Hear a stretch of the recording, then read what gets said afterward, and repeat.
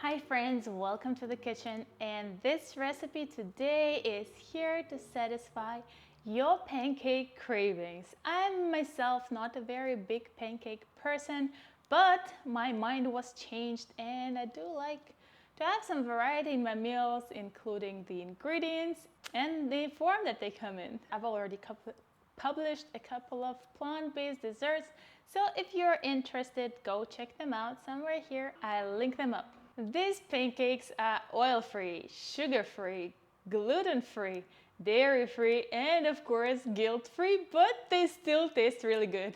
You can find additional information such as descriptions, some research, something that I'm mentioning about the ingredients down in the description box below, as well as some timestamps to switch onto the cooking part directly. And let's start with some Nutri-info. So if you're not interested in this part whatsoever, skip to the next part where I'm describing the cooking process. However, if you're anyone like me who likes knowing what comes into your tummy, you might find some valuable info in this section as well.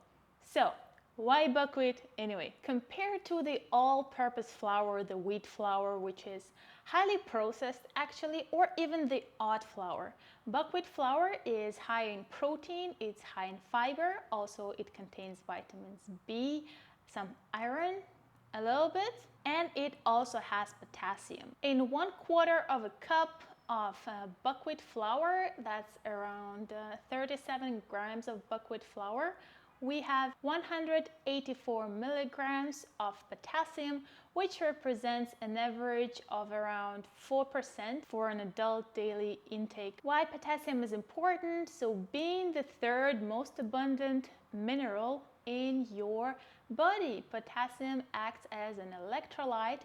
The potassium ions carry a positive charge and help your body conduct electricity. This in turn affects many functions, in turn the fluid balance, which can be something that you want to consider if you're concerned about the water retention. It also plays a role in muscle contractions and of course nerve signaling, which is kind of connected. Apart from those properties, buckwheat flour has a bitter taste. I find it more distinctive than the oat flour, than the all-purpose flour, of course. And to me, it does have a little bit more of a texture to it. So keep it in mind whenever you're cooking with it. And bananas, I just love bananas. Coincidentally, they are also a source of potassium. So those are potassium pancakes.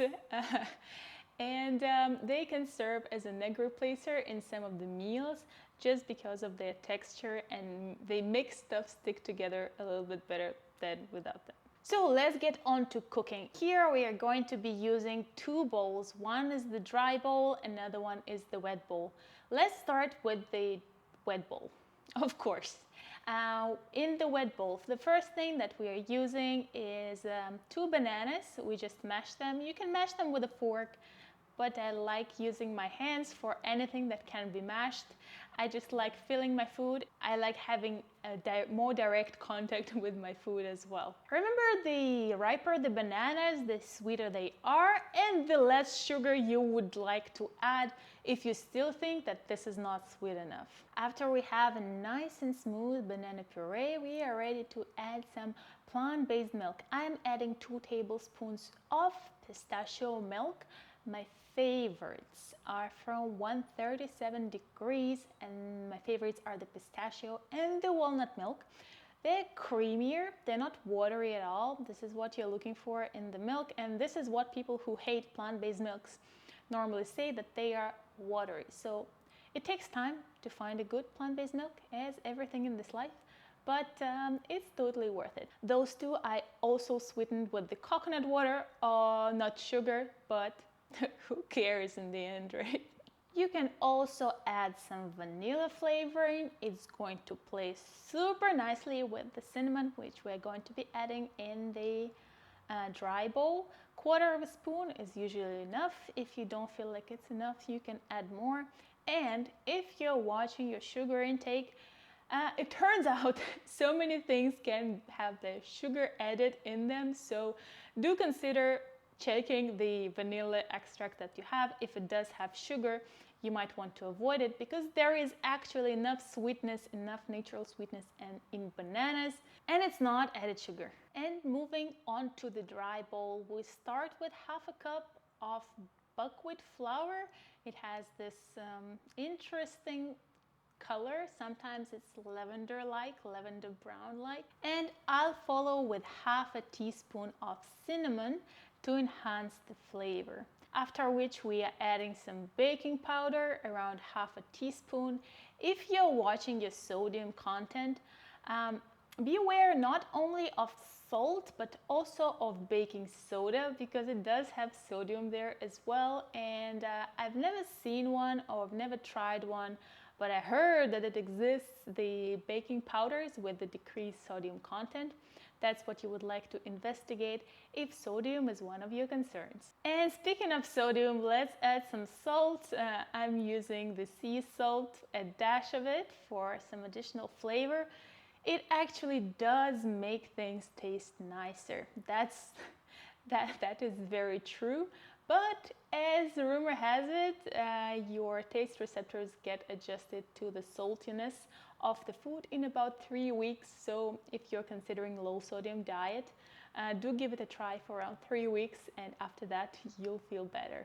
And now it's time to mix. First we mix all these contents of the two bowls separately, mix it really well, and then we add the dry part into the wet part. This way it's a little bit less messy and you can mix things better. And now we have the final paste. The final product is ready. It's going to go onto the heated pan. You can see the consistency and you can see the color. I really like the color. I think you can also add some cocoa into it, cocoa powder, the unsweetened one, and it will make it chocolatey. Maybe a little bit too bitter because buckwheat is already a little bit bitter. With your pan, you heat it up, you wait until it is hot throughout, and this is a non-stick pan. I highly encourage you to invest in a good pan if you are struggling with cooking, if pancakes do not work out, if things burn for you. Do invest in a good pan. It's a worthy investment for the long term. Your cooking is going to be so much easier, just like with the pressure cooker, just like with the knife sharpener. Those are the investments that you can consider if you're planning on cooking for a longer time. Also, speaking of pans, the good non-stick pan will allow you to use less oil in your cooking, meaning less saturated fats, which is always good for your overall health. Another tip for pancakes specifically is, I would say, use the spatula that wouldn't melt. Some of the Instant Pot ones do melt with the heat contact, so beware of that and have a spatula that you don't see it's getting burned throughout the cooking. And evidently this way you won't be eating plastic that you probably don't want to eat. Keep an eye on those pancakes and look at the edges of the pancake. You might want to consider checking it underneath, and then you leave it for around 3 to 5 minutes, and then you flip them. And on the other side, it takes around 1 to 2 minutes to cook them through. And because you don't have any eggs or anything that needs to be cooked really thoroughly, it's okay if they remain slightly softer. And for the serving, I'm using some cashew nuts. I use some tahini. I love tahini in cooking.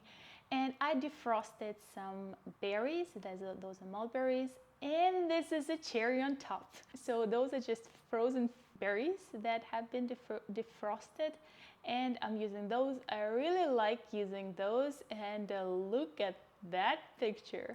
Don't they just look great?